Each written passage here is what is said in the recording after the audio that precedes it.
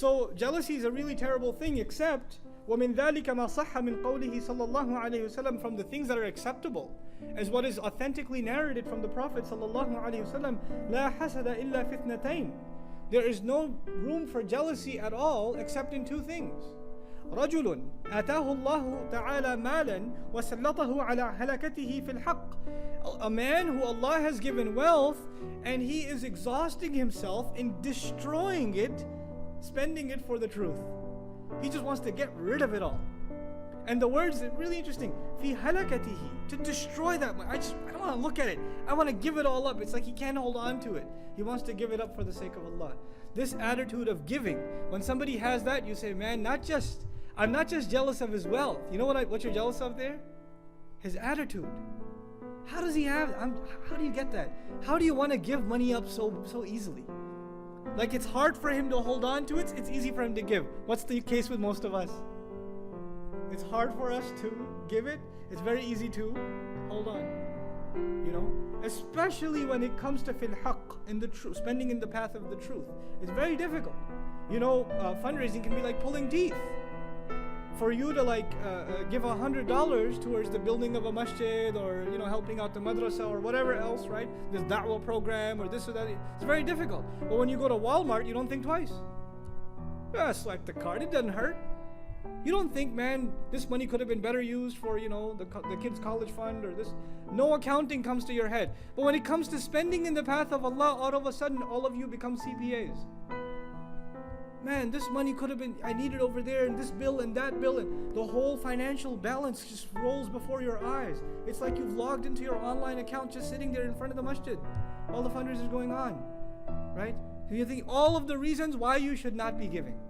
But this person we should be jealous of, who when the opportunity comes to give, he just, let me get rid of it. It's like it's on fire when it's with him, and he just wants to get rid of it. This is the first person we should be jealous of.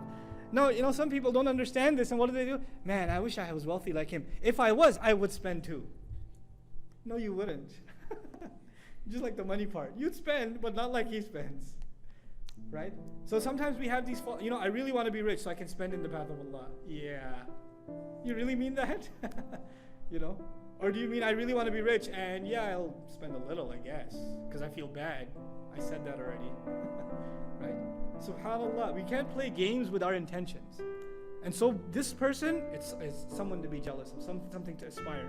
Then, وَرَجُلٌ آتَاهُ اللَّهُ تَعَالَى الْحِكْمَةِ فَهُوَ يَقْضِي بِهَا. That's the first. He says, a man who Allah has given wisdom. Here we learn, just like mal comes from Allah, you don't earn mal, you also don't earn what? Wisdom. That also comes from Allah. And so what does he do with that wisdom? يَقْضِي بِهَا. Number one, he judges by means of that wisdom. When he lives his life, he lives in accordance with that wisdom. So here we're learning the difference between knowledge and wisdom. You can have a lot of knowledge, but you don't act on it, which means you're not very wise. When you have knowledge and you judge by it, you act by it, you live by it, you benefit from it, then you're actually wise. Knowing a lot is not difficult. You can memorize the entire Quran, thousands of hadith, you can learn Arabic, you can learn fiqh, tafsir, aqidah, you can learn all the ulum you want. You can become an alim. That's easy. That's not the hard part. The hard part is hikmah. Hikmah, the ancient Arabic definition of hikmah was you learn something beneficial and you act on it. If you do those things, then you are hakim. For example, fire burns. Simple knowledge, fire burns. If you still touch it anyway, you're not very wise. Wisdom would be you have beneficial knowledge and that leads you to proper action. You stay away from fire. So number one, آتاه الله تعالى الحكمة فهو يقضي بها. And then the second, وَيُعَلِّمُهَا النَّاسِ. He teaches the people with it. Allah gave him wisdom and he uses it to teach the people. Here it's something else. Allah didn't say he teaches people knowledge. He says he teaches people what? Wisdom. He lives by it first, then he teaches people wisdom. This is a person to be jealous of. This is a person that not only lives by it, but instills in people the love of knowledge and the love of acting upon that knowledge. May Allah make us people of wisdom, and may Allah make us people who instill wisdom in others.